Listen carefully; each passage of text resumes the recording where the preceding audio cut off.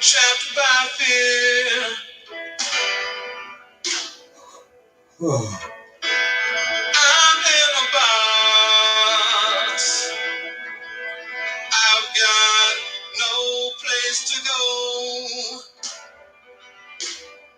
If I follow my mind, I know I slaughter my own. Help me, I'm the prisoner. Won't you hear my plea? I need somebody, yeah, to listen to me. I beg you, brothers and sisters, I'm counting on you, yeah.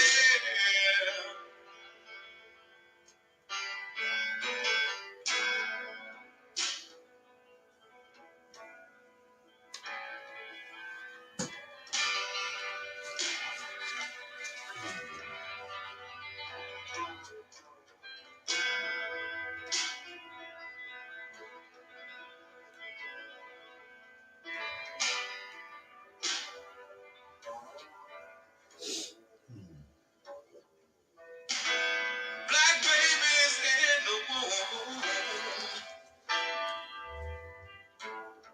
shackled and bound, chained by the caveman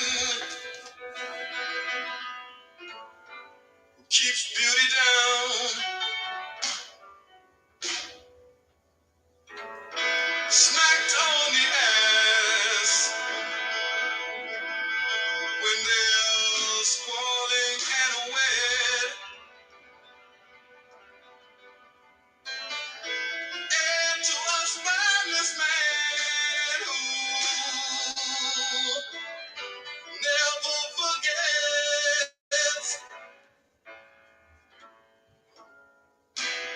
never forgets that he's a prisoner. Can't you hear my plea? 'Cause I'm... Greetings, peace and love. Once again, thanks for tuning in to the NEPPC podcast. I'm Brother Frank, and I'm with former political prisoner Abdul Haq Islam. Those who are tuning in for the first time, please share with 10 people. Subscribe to our YouTube channel. Hit like. Let other people know about what we're doing. We commit ourselves to doing this work because we understand the importance of the work.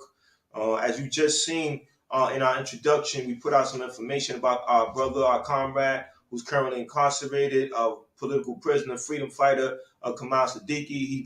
He's been denied his medication. So please make that phone call. Please share this with as many people as possible because, every time we ignore an emergency situation like that, we continue to put our freedom fighter, our political prisoner, live in danger. So please share that with at least 10 people. Today's episode, we're focusing on the work of Mumia Jamal. Yes, it's very important that we understand the importance and significance of this particular work. He wrote his recent writings, along with his other writings, always dealt with the crisis at hand, the situation that needed to be addressed, and why it needed to be addressed. Because he was a stand-up brother, a brother who was very serious about freedom and understood what came and is right. Thank you for correcting me. Is a brother who's very serious about reading. In the first of the 3 books on Murder Incorporated, it says historians who are apologists for the past are rewarded and promoted. Truth tellers are marginalized.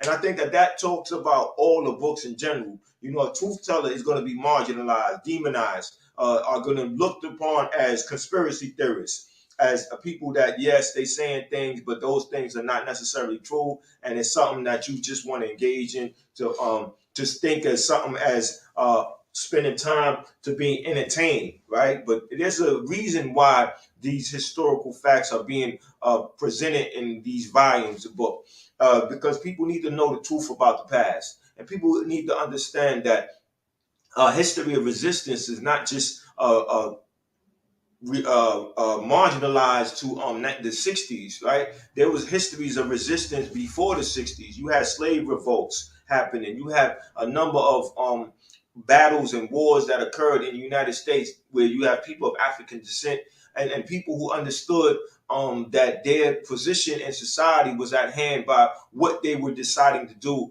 meaning what side was they going to choose to be on. And I think that these volumes need to be studied. This is Black History Month, and it's very important that we're reminded of the importance of studying our history and allowing us to tell our own story. Make sure when we study our history, we look at historians like Dr. Ben and John Henry Clark, Ivan Van Sertima, people like Noam Chomsky, and also Howard Zinn that really dug deep into what America's history truly is. And our African historian teachers who understood the importance of us having identity, because Arthur Schomburg was taught he taught John Henry Clark, because John Henry Clark grew up thinking that was being told rather that his people, he was of a people who didn't have a history. So that just fueled his curiosity, and once he started to satisfy that curiosity, then he started to share the knowledge with others. So brother Abdul Haq Islam, what's your point? What's your view on the importance of the work of Mumia Abu Jamal? Mumia made a very, very great contribution. Right now, I'm reading his book, Murder Incorporated. It talks about manifest destiny and the many genocides that the Americans and other white supremacists did around the world.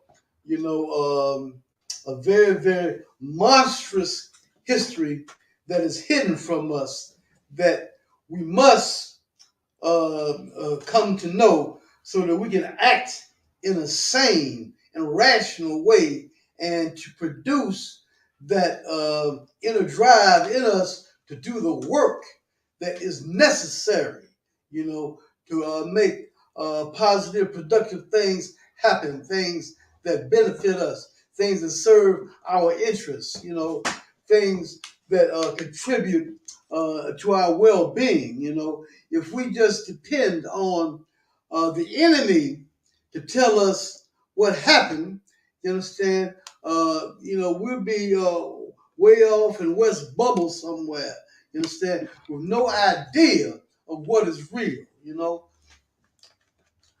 I refer to Steve Biko, who said, who was a political prisoner, who said that the mind of the oppressed is the greatest weapon in the hand of the oppressor. You know, it is a very, very grievous thing when the enemy can gain control of the minds, and the past is an indication of what the present is. We look at the past and we can see elements of the past happening right now, strategies of the past being continued.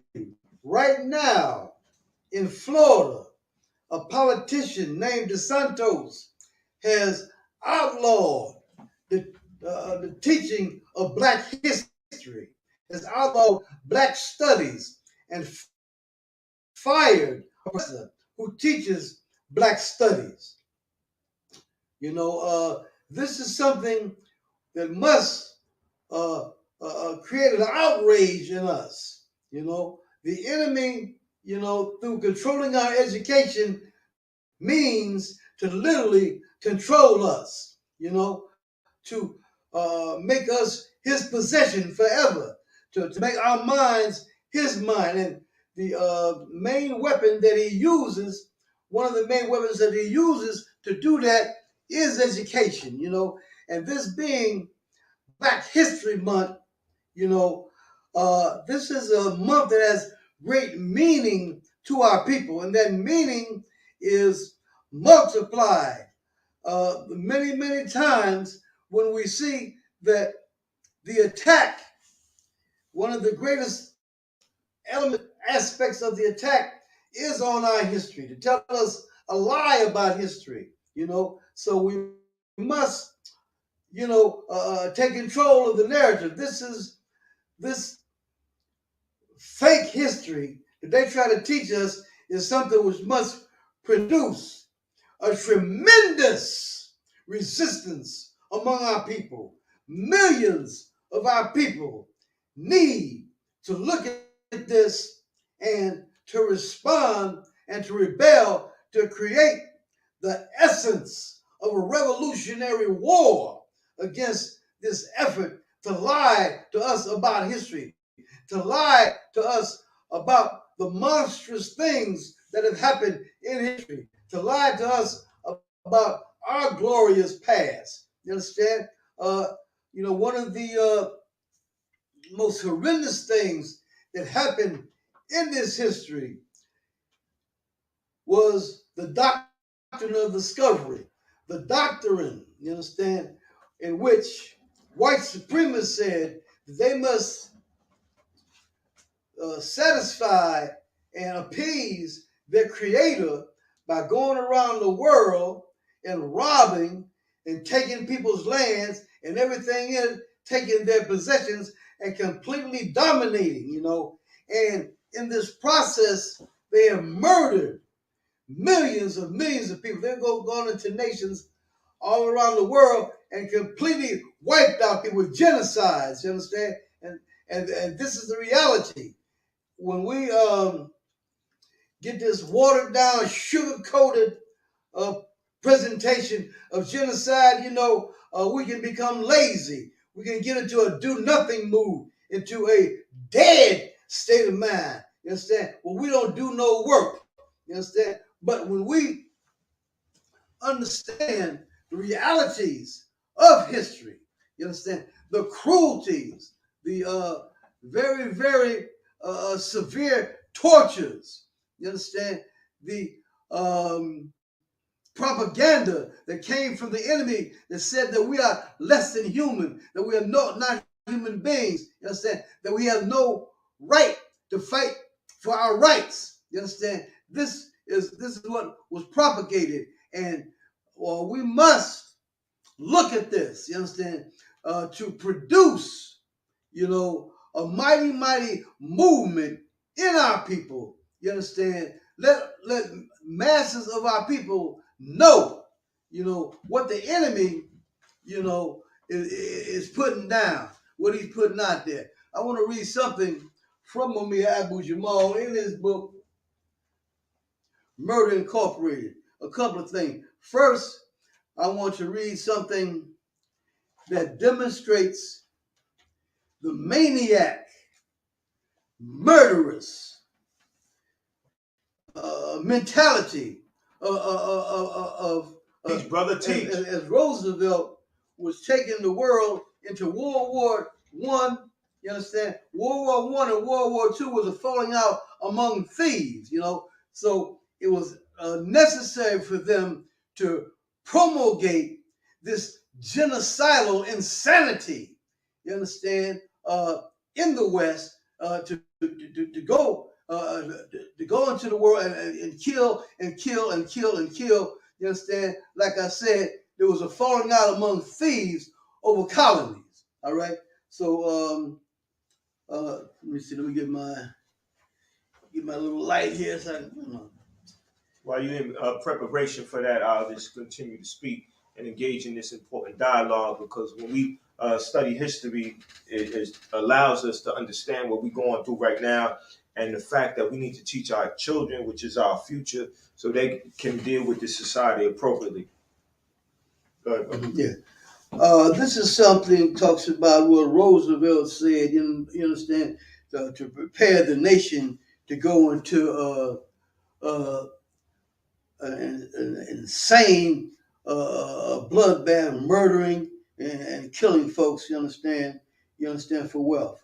The president wouldn't have longed to discover what kind of man Theodore, and when TR began blustering, the press was there to create headlines,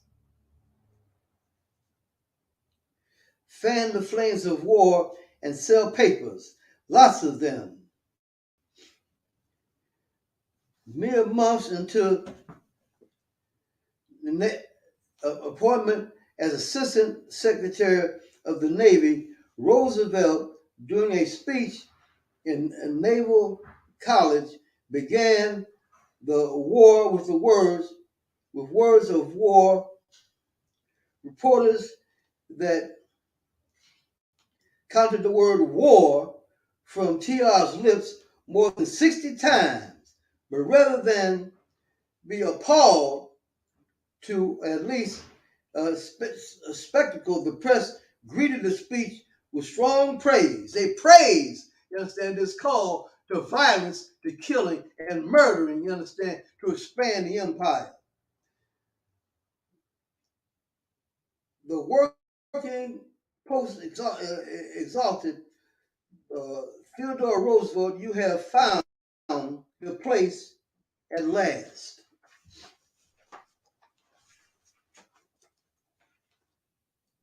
The Baltimore Sun pronounced Roosevelt's speech as manly, patriotic, intelligent, and convincing. Roosevelt must have been buoyed up by such reports, but they fit perfectly into his Aryan worldview of absolute manifest destiny and American exceptionalism, which also translated war into an exercise of male virtues. Years later, as you may know, George Carlin called America's big sexual organ, foreign policy. In his naval post for less than 6 months, Roosevelt was taking every opportunity, such as when his boss was out of town, on brief the president on the necessity for war. McKinley, actually the press, moved, acquiesced.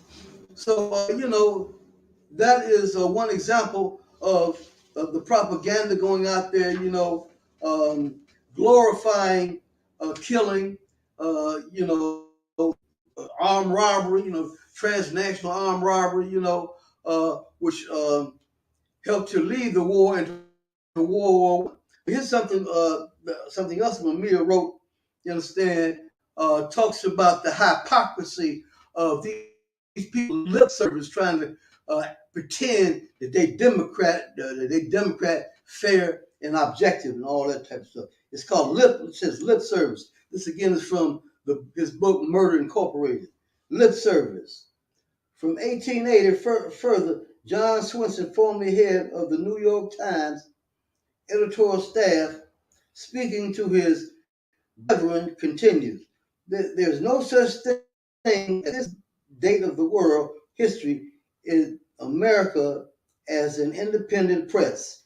You know it, and I know it.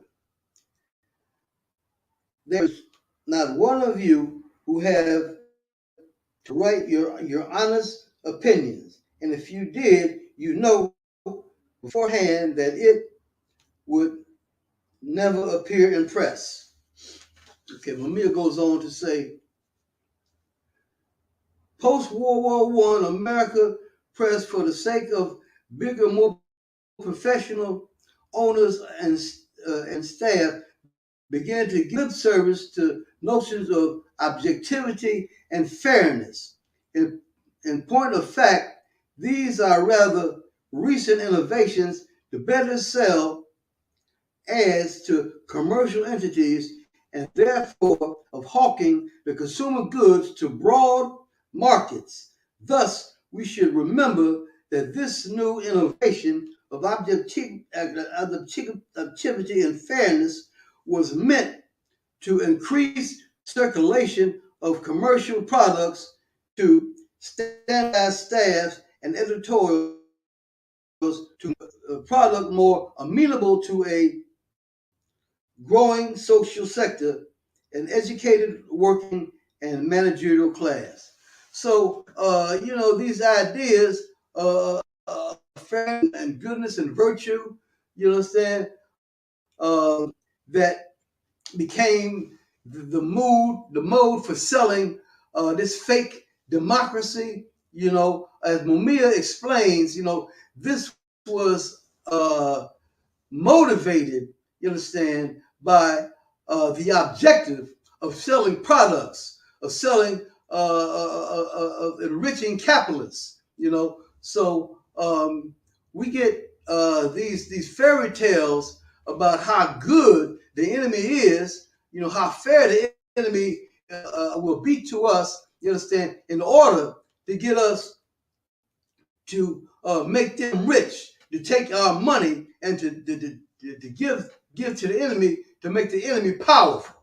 You know, it is very, very incumbent upon us, to let folks know, what really went down in in our history. The many, many genocides, the cruelties that happened. In many places, before the hypocrisy became the mode, white folks white supremacists just blatantly said that they were superior to everybody else on earth, and that they had a right, to go into people's lands and subjugate them.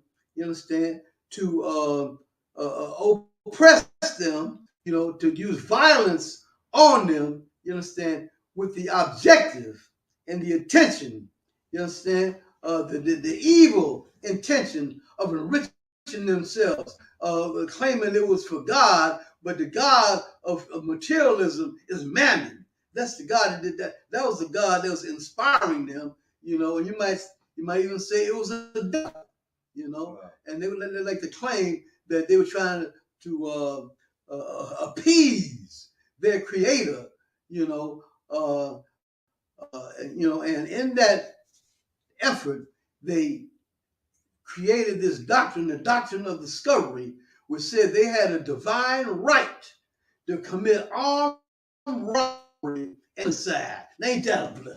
And that would be under the idea of manifest destiny, right? Yes, sir. Manifest destiny. And I think that these ideas or this history needs to really be discussed, because now people are going to understand that they need to rely on the past and in terms of dealing with the present time, right? We got injustices like Tyree Nichols, which wasn't the first police brutality, or nor the Keep the last. thought, but that produced by some cops that hated their own race. You understand? Yes. And we're an example of that miseducation. Absolutely, and that's why we have to struggle for correct ideas. We have to struggle for correct education, and that's why Mumia's books are so important, right? If you don't have this book, you need to read this book. I have it. This is my copy, right? And I need to read the whole book. And I understand, because once I read the whole book, then I deal with life differently regarding of how do I relate to oppression? How do I relate to our current situation? So when something like Tyree Nichols happens, I can understand that what did they do in the past? We know that the Black Panther Party, they organized in response to police brutality. We know that those events took place because people wanted our situation at the time to change. And currently, we want our situation to change. And what do we do? What are we involved in? We have to stand up. We have to take a position. And that leads us to dealing with political prisoners, right? Because those are freedom fighters. Those are people like me and you who were involved, who were determined to change the current situation, who understood that they had to look at what was happening now and compare it to what happened to the past. And then they would look at how things came into being. Then they understand what they need to do, and they get involved. They take a position. They don't just simply read a book to discuss an idea and talk about what's happening and sound intelligent by having knowledge of something. They say that, okay, to know something is one thing, to do something is another. The Panthers formula for change, for real change, a theory, practice, theory. So we study this book and we study the tactic that we use. Then we start to talk about what we need to do. And I think that that's important because this is Black History Month. Let's study some real important history books. Let's go to our library, right? Let's go to our library. Tell them we want this book in our library. We want it accessible to our youth, and we want that in our schools. I was in the library in Merrick in Queens, and I came across this journal, Black Resistance. Queens Public Library celebrates Black History Month, and big shout out to the person who put this together. In fact, anybody has any contact with the person or the people who put this journal together, please contact me at 347-679-3936. I love to go do a presentations. You can't talk about Black resistance without talking about political prisoners. You can't talk about no history of our resistance in the United States without talking about political prisoners. So anybody knows who put this very important journal together for Black History Month in Queens Public Library, let me know because I love to talk to them. And shout out to the Nelson Mandela School for Social Justice. Me and Brother Shep got an opportunity to speak. Brother Abe, we appreciate you making that connection and you allowed us to speak on that platform.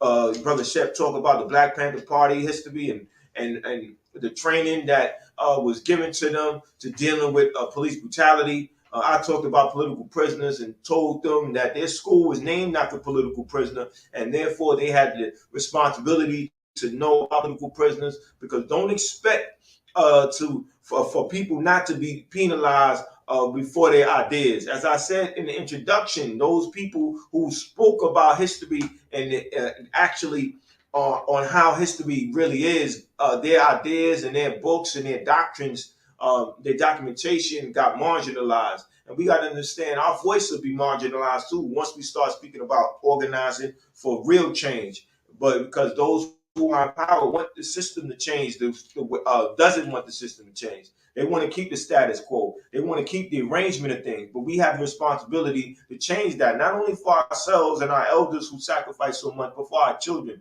our future. See, our children, they love us. They looking for us for answers, and we got to provide them with answers. And we can't be afraid to tell them the truth.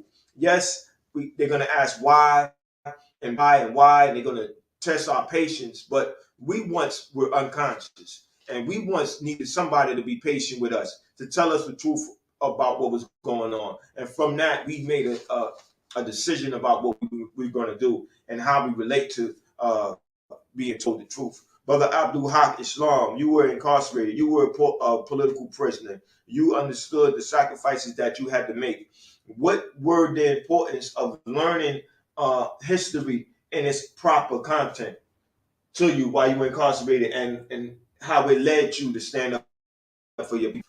Well, I understood that I had adopted a foreign culture. You understand? A culture of criminals. You understand? And being captured and incarcerated. I refused to stay in that mode of thought. You understand? In fact, I refused to be a slave to the system. Every penitentiary I went in, the first question I asked is, what job can I get where all I got to do all day is sweep up something about the size of a postage stamp. And the rest of the day I spent studying. So I studied and I studied the nature of this system.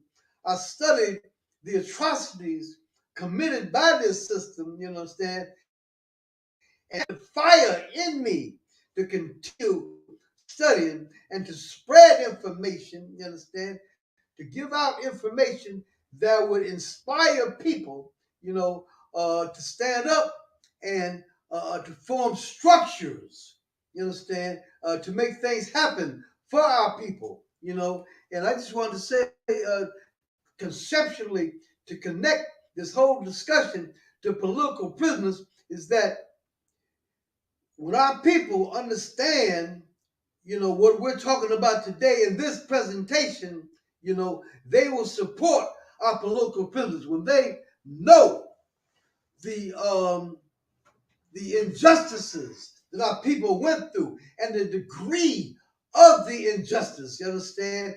And when they study their history, which will create a love of them for who they are, you understand, is natural for them to support political prisoners, those who stood up for those values, you understand? Those who fought, you understand, and put their whole lives on the line for the people. You know, it's a natural thing for them to do that, you know. So we're saying that this atrocity that's happening right now in education, that millions of our people need to know about that.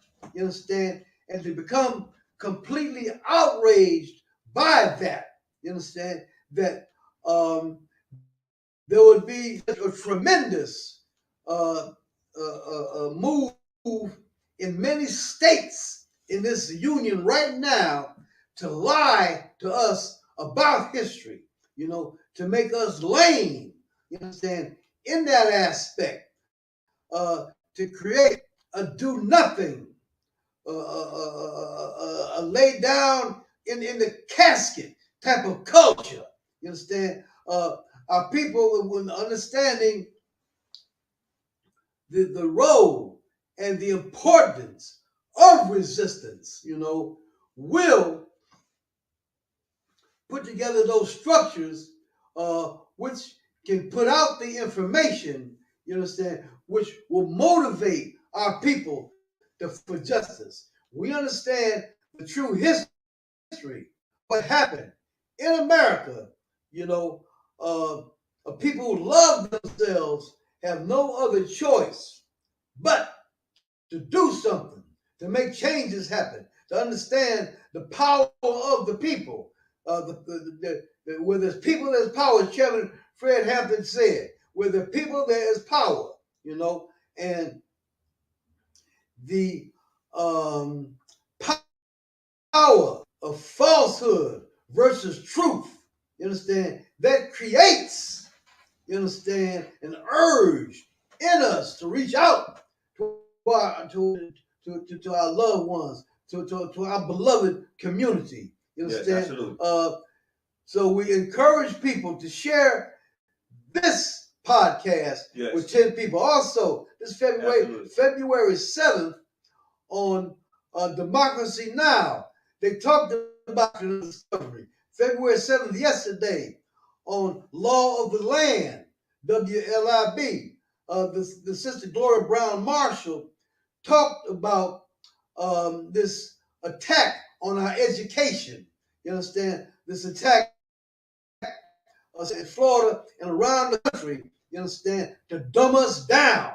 You understand? To put stupid ideas in our head, you understand? And this is something that, you know, a freedom-loving people will stand up, you understand, like a mighty army, you understand, and spread the information. So we call on people to spread that information. Also, we say for this podcast, you know, donate $1, donate $1. Yes, donate $1. And before we close out, I just want to say that there was a quote that I put up, and it was from Mumia, and Mumia talked about the only way you can truly be sane is to resist, right? We look at the barbaric situation or the conditions that we were forced to be in, and we have to look at ourselves and ask ourselves, if I really truly want to be sane in this society, in this system, that I have to resist. And I thought that that's very important. We need to share that with our children and let our children know that whatever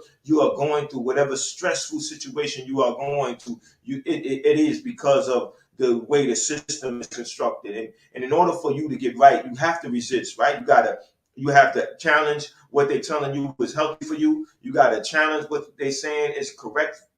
You have to challenge what they're saying that you can and cannot do. Because like when the attorney Ben Crump said you can't do nothing. That's insane. Yeah, that's insane. You know what I'm saying? So we have to be like, yo, there's always something you got to do. And history teaches us that something there's things that people always did. Excuse me, I just got Right. excited in what I needed to say. I But know, all right, brother. So that's it for this episode. You got any that's it, closing brother. remarks, I'm man? just saying, you know, on sanity, insanity is living in a world of make believe, having a false, very, very false ideas about what's going on. It's like running around 24/7, like you just drank a fifth of Johnny Walker Red Label, you know. So we saying through education and through the proper understanding of our history and the true meaning, you understand, that we can act with some sanity. Black power. Black power. Free them all. Free them all.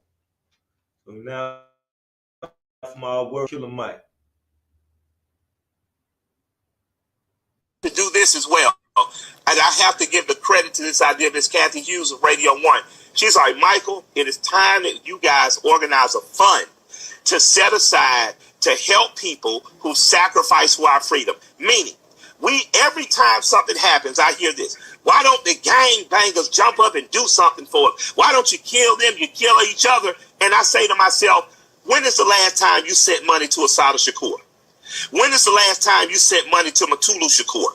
When is the last time you sent money to Mumia Abu Jamal or Larry Hoover or Jeff Ford or Leonard Peltier? When is the last time you have made it your business to send money to a revolutionary or a hoodlum that has helped us? And until we start to do that, how can we ask these young men to be warriors? Because if they do it in the name of the hood, at least the hood gonna honor their name always. At least the hood gonna make sure at least their children got something or their mama's house is looked after. As a community, if we're going to ask people to bungee jump for us with no cord, be prepared to take care of them when they get a life sentence. Be prepared to look after their families. See, I don't mind the work getting done, but let's take care of the workers. Let's stop asking more out of people than we would do for ourselves. So what I'd like to see, my dream thing, is to see 1 million people from the culture dedicate $10 a month. That's $10 million a month, $120 million a year toward taking care of civil rights leaders who have worked on our behalf and are elderly now and don't have to take care of themselves, like Rosa Parks, whose rent was paid by the owner of Little Caesars Pizza. We should have had a fund to make sure that she never had to worry about that again in her life. We should have a fund that makes sure money makes it to Assata Shakur, and Matulu Shakur has legal representation and food, and Leonard Peltier, who has diabetes in jail, can get insulin and taken care of. And until we start doing it, $10 a month is about what you pay on a couple fast food restaurant visits. So if 1 million of us do that for the rest of our life, look at how well we'll be taking care of the people that we're asking to sacrifice on our behalf.